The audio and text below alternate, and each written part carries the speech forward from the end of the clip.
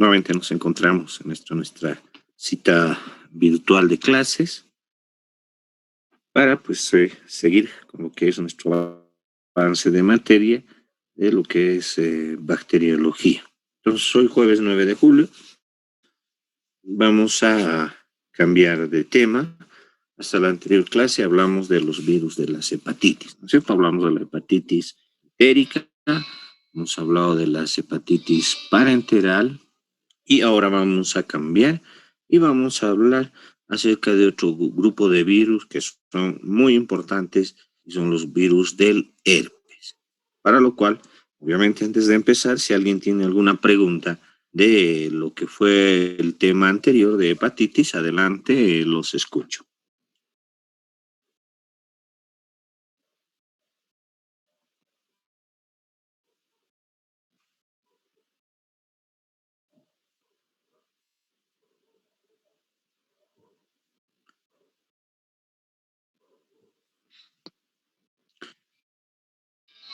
Bueno, al no haber preguntas entonces, ahora nos dedicamos a lo que son la familia de los herpes virus o virus de los herpes. Entonces, este grupo de los virus de los herpes tiene la característica, pues, de que están bastante difundidos entre lo que son los humanos en nuestro medio, ¿no? Y pues la mayoría, en algún caso, ha visto 1, 2, hasta incluso 3 manifestaciones patológicas de estos virus del herpes.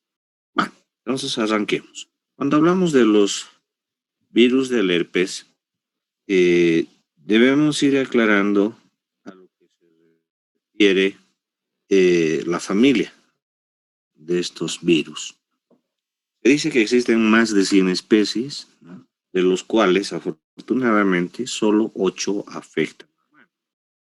Unos virus beta de simios que pueden causar accidentalmente alguna infección. Sin embargo, cuando hablamos de estos 8 tipos de virus de herpes que afectarían a los humanos, los vamos a clasificar en 3 subfamilias, ¿sí? La familia es Herpes viridae y los clasificamos de acuerdo a su característica de replicación que tienen estos virus. Entonces los clasificamos en alfa herpes virinae, beta herpes virinae y gamma herpes virinae.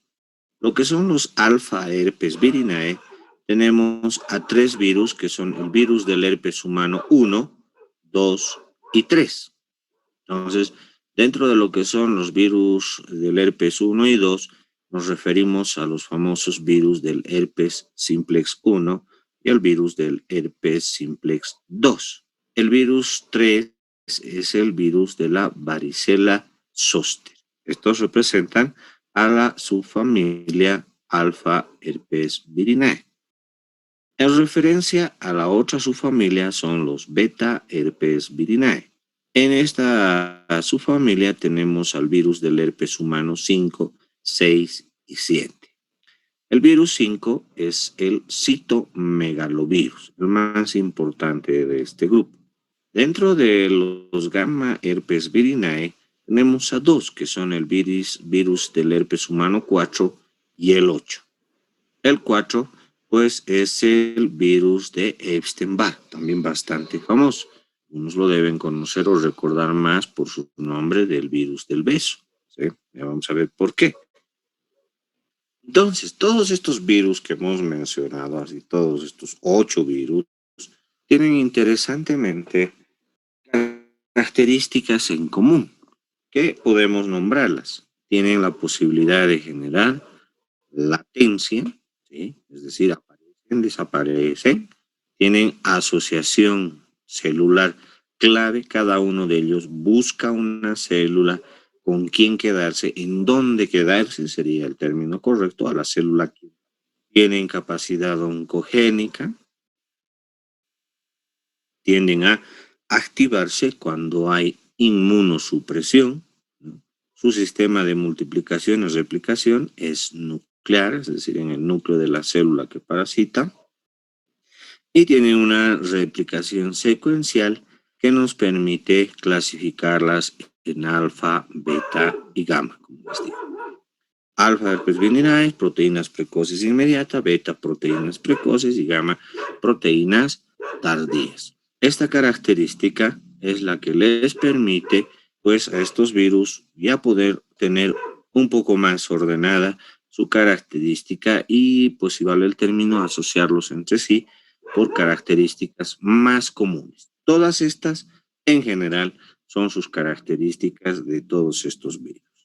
En referencia al tipo de infecciones que estos pueden causar, pues pueden ser infecciones líticas, latentes, persistentes, recurrentes e inmortales.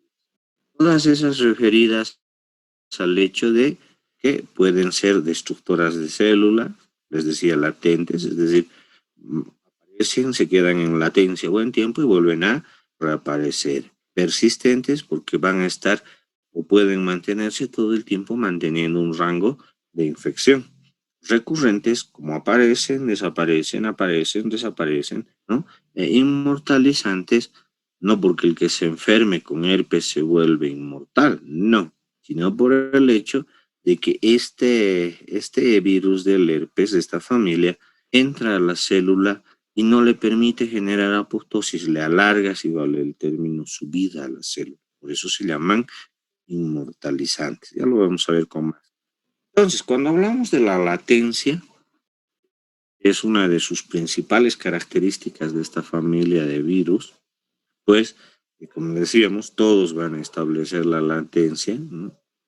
Como les decía también anteriormente, tienden a establecerse, parasitar células específicas. Cada uno de ellos va a tener una especialidad, una preferencia en relación a la célula que va a parasitar, ¿sí? Su transcripción está asociada a la latencia, ¿sí? Depende mucho de la característica de latencia para la transcripción que se vaya a realizar. Dice interesantemente, puede estar extracromosómicamente o bien en el cromosoma. No nos olvidemos que su replicación era en el núcleo de la célula. Pero aquí aclaramos que si bien va a ser en el núcleo de la célula, pero para quedar en latencia puede estar tanto, o sea, entrarse al genoma de la célula, al cromosoma de la célula, como mantenerse extracromosómicamente. Entonces, sus características generales en referencia a morfología, estos virus son grandes y que además presentan envuelto. Tienen una cápside que es icosaédrica, ¿sí? Su ADN, su genoma es de tipo ADN bicatenario, ¿sí?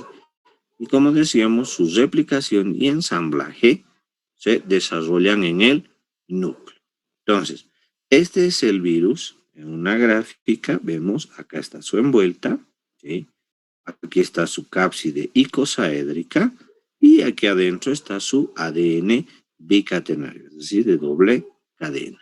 Acá a la derecha tenemos una imagen de una fotografía de un microscopio electrónico 3D que nos permite observar cómo, miren, esta es una célula y cómo estos virus están dentro de la célula parasitándose, multiplicándose, ¿sí? En algún momento, algunos de los investigadores, esto como un pequeño close-up, pues describían que se podían ver los virus del herpes en una célula con un microscopio óptico, pero cómo se ven como un punto dentro de la célula. Mientras que con un microscopio electrónico podemos hacer una observación más clara. Entonces, el ciclo de multiplicación que tiene estos virus es un ciclo lítico, ¿sí? En el cual pues el virus está fuera de la célula, se acerca a la célula y por absorción en la membrana, ¿no? Hacen que la envuelta se quede en la membrana celular. Es decir, para entrar a la célula deja su membrana afuera y entra con la cápside.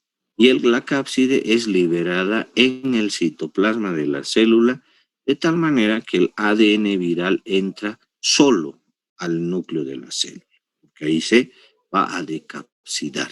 Entonces, el ADN viral, una vez que está dentro del núcleo de la célula, tiene, por un lado, pues convertirse y transcribirse en ARN mensajero. Y este ARN mensajero desarrolla las actividades genéticas de traducción a proteínas virales y también empezar a generar de estas proteínas virales las que van a ser sus estructurales y funcionales, si vale el término, es decir, su materia prima para conformar nuevos virus. Por el otro lado, obviamente, este ADN viral, ¿sí?, tiende a replicarse y replicarse para generar copias de su ADN viral, de tal manera que así, pues, se generan copias de ADN viral y se generan las proteínas y la materia prima para ensamblar la nucleocápside que protege a la copia de ADN que se ha generado. De tal manera que ahí tenemos ya una cápside envolviendo al ácido nucleico del virus. Esta ya cápside del virus formada con el genoma adentro, ¿no?, va a salir por gemación del núcleo, que es ahí donde se está desarrollando, y gracias al retículo endoplásmico que tiene la célula que parasita, es eliminado hacia el exterior de la célula. Entonces, esta característica hace, pues, obviamente, que se repite el ciclo en otra célula y en otra célula, y así es donde este se multiplica y aumenta su número, ¿sí? Entonces, para que me entienda mejor, lo que decía en letritas, ahora lo decimos en dibujo, se acerca el virus a la célula, encuentra su receptor específico, no se olviden eso, y gracias a ese receptor específico tiene contacto y empieza la invasión, la penetración. ¿Qué hace? Deja toda su envuelta por absorción en la membrana de la célula. Entra su nucleocápside, ¿no? Y esta nucleocápside, ingresando con el virus, es decapsidada en la membrana del núcleo y deja entrar el ácido nucleico, solamente el ADN viral. Este ADN viral se va a replicar, por un lado se transcribe a ARN mensajero y por el otro lado empieza a duplicarse, ¿no?, este ADN para generar copias de ADN, ¿no? Y el ARN mensajero se va al ribosoma a generar proteínas estructurales, proteínas funcionales, materia prima para volver al núcleo con más el ADN que se ha multiplicado, se ha copiado varias veces, pues esas copias de ADN cada una forma su cápside con las proteínas que se ha elaborado en el ribosoma y pues ahí se forma el virus y recupera todo el virus acá al salir de la membrana nuclear y pues obviamente gracias al retículo endoplásmico este lo elimina al exterior. Bien, esa es la manera en la cual este virus se ha replicado. Entonces, ¿quiénes son los de la familia o subfamilia Alpha-Virinae? Pues habíamos mencionado que son el virus 1, 2 y 3, ¿no es cierto? El 1, el virus del herpes simplex 1, el virus 2, el virus del herpes simplex 2 y el virus 3, el virus de la varicela zoster, ¿no? ¿Cuál es su característica de estos tres en común? Que tienen un ciclo replicativo corto, pueden manifestar el efecto citopático en la célula en la cual se van a multiplicar y pues de esto su célula diana, es decir, su célula de preferencia, son las células mucoepiteliales. Las células en las que le gusta quedarse en latencia son las de los ganglios de las raíces dorsales, ¿sí? Fíjense dónde van a quedarse en reserva, en latencia, en un lugar donde es difícil eliminarlos. La subfamilia beta herpes virinae, ¿sí?, tiene un ciclo replicativo prolongado, ¿sí? No manifiesta efecto citopático, algunos autores dicen lento efecto citopático. Las células de diana las que atacan son los monocitos, los linfocitos y las células epiteliales. Le gustan estas células para parasitarlas, para atacarlas. ¿Y en cuáles se queda en latencia? En monocitos y linfocitos. Estas son sus células de preferencia. ¿Sí? ¿De quién hablábamos? Del virus del herpes 5, que es el citomegalovirus. El 6 y 7 con menor importancia, pero con la misma característica en común. La subfamilia gamma herpes virinae pues, no presenta efecto citopático y una de sus características más importantes es la transformación de los linfocitos. ¿Sí? Esa es una característica de esta familia, bueno, principalmente hablando del virus de Epstein-Barr.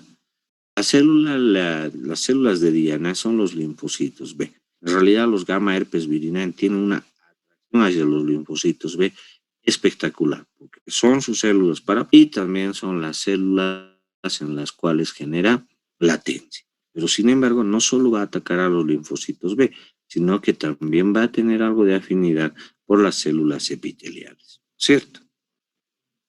Entonces, vamos a hablar ahora de lo que es el citomegalovirus. Vamos a empezar. Este citomegalovirus es el representante, si vale el término, ¿no?, de esa subfamilia, ¿no? Este citomegalovirus patogénicamente se adquiere a través de la sangre, tejidos o secreciones corporales que estén infectadas con el virus. Y este virus puede llegar a cualquier lugar de nuestro organismo, como se estarán dando cuenta.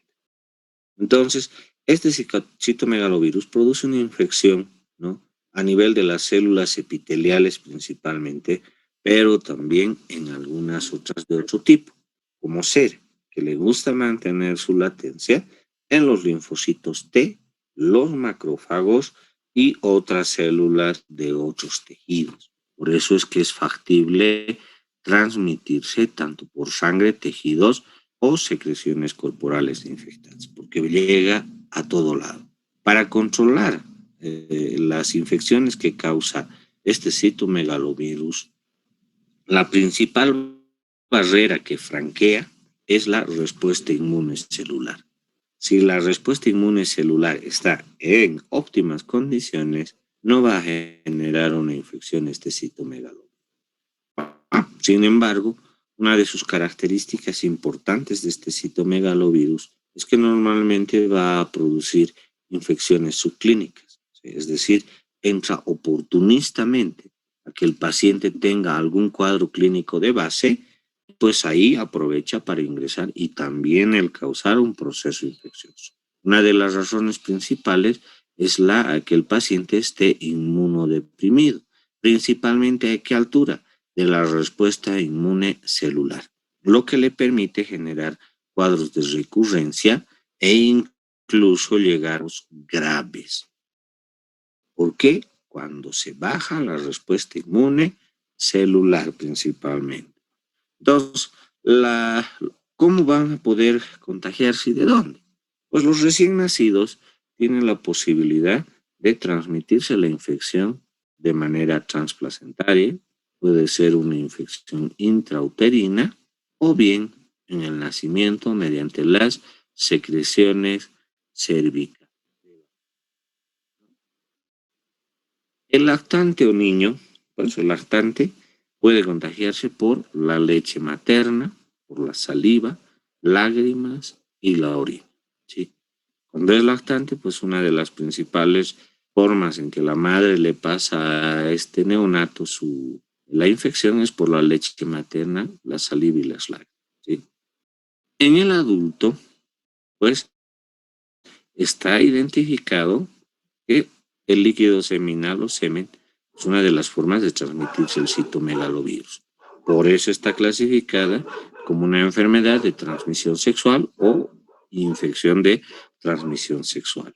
Entonces, también ¿quién? La sangre, ¿se acuerdan? Entonces, las transfusiones sanguíneas y pues como está en los tejidos también, el trasplante de órganos hace factible el transmitir este citomegalovirus. Entonces, los cuadros clínicos que nos genera este citomegalovirus es en un paciente inmunocompetente, es decir, que tiene su respuesta inmune celular en buen estado, ¿no?, pues la primoinfección puede pasar como una infección inaparente, asintomática, ¿sí? O bien generarle un síndrome mononucleósico cuando logra trasvasar. Pero puede pasar en muchos de manera inaparente, ¿sí? A diferencia, en el inmunodeprimido, la primoinfección, la reactivación, ya como este es inmunodeprimido, no hay el sistema de defensa, puede causarle una neumonitis, una esofagitis colitis, una meningitis encefalitis, ¿no? Una hepatitis o bien una corioretinitis. ¿Cómo cambió el panorama? Por el hecho de que este paciente no tiene sus defensas en buena funcionalidad. Y cuando la infección es congénita o perinatal, ese es en el momento del nacimiento, pues en la infección congénita, la primera infección tiene que ser de la madre y le puede generar una enfermedad de inclusión citomegálica, ¿no? O bien algunas malformaciones congénitas o secuelas congénitas como la sordera y el retraso mental, ¿sí? En la infección perinatal, es decir, ya en el momento del nacimiento, viene la recidiva materna, es decir, lo que quedó de la infección de la madre, si no le transmitió congénitamente, puede transmitirle en el momento del nacimiento. Puede ser asintomática, sí, pero en los casos de los prematuros puede generar hepatitis y neumonitis, que pueden resultar altamente mortales. Entonces, el diagnóstico de este citomegalovirus lo vamos a realizar, pues, dependiendo del cuadro clínico principal. Cualquiera de estas muestras. Puede ser sangre, orina, secreciones respiratorias, semen. ¿Sí? Sabemos muy bien que trabajaremos más con la sangre en los laboratorios de nuestro entorno. Les digo por qué. Pero podemos realizar también tinciones como la de Giemsa, Papa Nicolau o la inmunofluorescencia directa. Muy buena y mucha pericia para que el profesional, microscópicamente hablando, con microscopio óptico, detecte la presencia de los virus en las células como puntos. Puede darse. La otra opción directa es el aislamiento del virus con cultivo celular, la técnica del shell vial, que es mejorada, apresura los resultados, se logra con eso. También directa la detección de antígenos, que se hace una búsqueda de la antigenemia, es decir, los virus en sangre, y se cuantifica cuánto puede haber. La prueba que está llevando Batuta, pues obviamente son las de biología molecular. Hablamos del PCR, ¿no? De la reacción en cadena de la polimerasa, donde hacemos la búsqueda del ADN viral del virus, ¿no? Para hacer una cuantificación. Serología son pruebas indirectas, donde ya no buscamos al virus, sino buscamos los anticuerpos que se han generado en respuesta al virus. Y tenemos en una primoinfección, ¿no es cierto?, que buscaremos la IgM, ¿no? Y obviamente esta serología nos permite encontrar IgMs e IgG, para citomegalovirus. Entonces, si da IgM positivo, hablamos de una primoinfección. Si da una IgG, sabemos que pasó ya y que este paciente pues tiene los anticuerpos de memoria de cronicidad, ¿no es cierto? Entonces, para eso nos sirve, para clasificar a los pacientes, lo que es importante en este caso en la realización de las. Epidemiológicamente, el reservorio va a ser el humano, ¿sí? Que va a poder tener una seroprevalencia muy alta. En realidad depende del desarrollo socioeconómico. Como se habrán dado cuenta, las opciones de transmitirse el citomegalovirus son altas por el hecho de que hay muchos líquidos biológicos que son factibles y permiten que se pueda, ¿no?, realizar la transmisión de esta infección. Sangre, fluidos, secreciones, por ejemplo, el líquido seminal, también, ¿no?, la secreción vaginal, todas ellas, las lágrimas, la leche materna, la saliva, los tejidos conllevan a tener cargas virales factibles a que signifique contagiar este propio esta característica de el generar la infección. Entonces, la transmisión va a ser por contacto directo con cualquiera de esos fluidos biológicos que les dije, líquidos biológicos. Puede ser oral, respiratoria, puede ser transmisión sexual, por transfusión sanguínea, trasplantes de órganos o tejidos, o vertical, que es lo que da pena, ¿no? Madre infectada al producto en formación o al neonato en el momento del nacimiento o en la etapa de la lactancia. ¿Cuáles van a ser los cuidados que se deben tener para estos pacientes? De ella, el uso de métodos de barrera, principalmente en las relaciones sexuales, el uso del condón, permite evitar la transmisión de este tipo de virus. Es el control de las enfermedades de transmisión sexual. El control de donantes en sangre y órganos es algo clave, por eso se realiza en los bancos de sangre. El difícil control de la transmisión vertical, por eso ahora está insertado dentro de las pruebas de control a las madres o mujeres embarazadas que van a ser madres. Se les debe hacer el citomegalovirus para ver y tratar de prever esta transmisión. Lamentablemente no hay vacunas para el citomegalovirus por su característica misma del virus y su diseminación, ¿sí?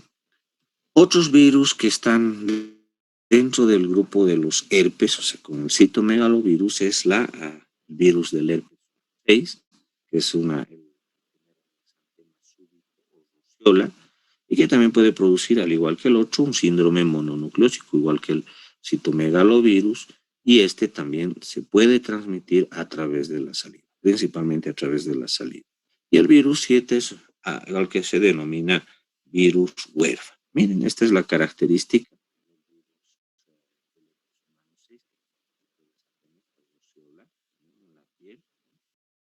Y pues obviamente tenemos a los gamma herpes virinae. Estos no presentan efectos citopáticos, vienen a hacer la transformación de linfocitos y las células diana, decíamos, son los linfocitos B y las células epiteliales y el lugar de latencia los linfocitos B. ¿Quiénes son? El virus del herpes humano 4, el virus de Epstein-Barr. Este virus de Epstein-Barr, como les decía, tiene una atracción espectacular por eso, por los linfocitos B. De tal manera que todo hacen los linfocitos B. Entonces, cuando entra al cuerpo este virus de Epstein-Barr, se va a replicar en los linfocitos B y células epiteliales permisivas, las que así se lo permiten. La infección latente, adivinen dónde, linfocitos B, en presencia de linfocitos T competentes. ¿A quiénes les genera la inmortalización? A los linfocitos B, que son los semipermisivos en este caso. Entonces, la característica del virus de Epstein-Barr es que cuando este virus, por eso se lo considera el virus del beso, es porque la vía de transmisión es la... Es suficiente un beso, dicen, para un pequeño intercambio de saliva. Ingresa este virus de Epstein-Barr y a lo primero que busca, obviamente, linfocitos B y a las células epiteliales de la orofaringe. Puede que en esta etapa sea eliminada por la saliva, o sea, entró a la boca, pero sea eliminada por la saliva. O bien se quede en la cavidad oral y avance un poco y nos genere faringitis. Pero como también puede que este linfocito B prolifere, este virus de Epstein-Barr prolifere en los linfocitos B y ahí empiece a aumentar su número y nos genere los anticuerpos heterógenos. Una vez que esté aumentado en número, se activan los linfocitos T. Y a esta etapa empezó la enfermedad, porque ahí viene recién el malestar. ¿Y dónde se ha ido el virus del Epstein-Barr? Puede irse al hígado, a los ganglios linfáticos o al vaso. Estando ahí, infectando ahí, parasitando ahí, puede generarse la resolución del cuadro clínico o bien empezar a quedarse en latencia, ¿sí? Entonces, toda esta característica de infección ahí es la que va a generar la inflamación, ¿cierto? Y aquí en esta etapa de cuando se han activado los linfocitos T, es donde vemos en la sangre periférica los famosos linfocitos atípicos o células de Downey, ¿sí? Entonces, el cuadro clínico que genera el virus de Epstein-Barr es la mononucleosis infecciosa, gracias a la neutrófilos, el linfoma de Burkitt, la enfermedad linfoproliferativa, el carcinoma nasofaringeo y la leucoplasia vellosa oral, esto en los pacientes inmunodeprimidos. El diagnóstico que hacemos de él es mediante un grupo, un frotis sanguíneo, buscando típicos por la interacción con los anticuerpos heterófilos, o bien buscando la IgM específica frente a la carga. El tratamiento es de sostén sintomático y epidemiológicamente sabemos que está distribuida en el 90% de la población que tiene transmisión, reitero, virus del beso, porque se transmite a través de la saliva. No hay medidas profilácticas específicas más que obviamente el no besarse mientras no le hayan hecho una prueba, ¿no es cierto? Así se ve en un frotis periférico las células de Downey, y así lo vemos con una inmunofluorescencia indirecta mucho más resaltativa y más claro para identificar. El virus del herpes humano 8, que es también de esta familia del virus de Epstein-Barr, ¿no? Es el que se denomina el que va a causar el sarcoma de Kaposi, ¿sí? Es uno de los que causa, junto con otros, el sarcoma de Kaposi. ¿Tienes? En los pacientes principalmente con SIDA, altamente inmunodeprimidos. ¿En qué consiste este sarcoma de Kaposi? En estas lesiones dérmicas, ¿sí? Así grandes, ¿no? Esta es la cara y se presenta en todo el cuerpo. ¿Se acuerdan que decíamos cuando aparecían estas lesiones del sarcoma de Kaposi, significa que el paciente ya está manifestando SIDA? Podría ser un paciente VIH positivo, es decir, portador del virus, pero cuando ya genera estas lesiones es porque se ha inmunodeprimido y ya está manifestando el SIDA. Entonces, característica de estos virus que hoy en general, se han dado cuenta que es por la inmunodepresión, ¿cierto? Y las características que tenga este grupo de virus van a ser dadas principalmente por el hecho, ¿no?, de que hace que se generen cuadros clínicos latentes como cuadros clínicos reincidentes. Decíamos, ¿por qué inmortaliza a los linfocitos B? Les reitero, por el hecho de que evita que el linfocito B se muera, se mate, ¿no? Saben ustedes que las células cuando se ven afectadas, viejas o parasitadas, tienden a soltar su sistema de autodestrucción, es decir, se hacen su harakiri, ¿no es cierto? ¿Y esto qué hace estos virus? No les dejan morirse porque mientras la célula está viva, ellos están protegidos dentro de la célula. Si la célula se revienta o se muere, los virus quedan fuera y pueden ser eliminados por el sistema inmunológico de nuestro organismo. ¿Sí? Si alguien tiene alguna pregunta hasta ahí. Bueno, continuaremos con los herpes, lo que nos resta, y si tienen preguntas, pues con todo gusto en la siguiente clase los absolvemos. Muy bien, jóvenes y señoritas, muy buenas tardes, cuídense, Dios mediante, nos encontramos el siguiente lunes. Gracias, buenas tardes. Hasta luego, doctor, buenas tardes. Buenas tardes.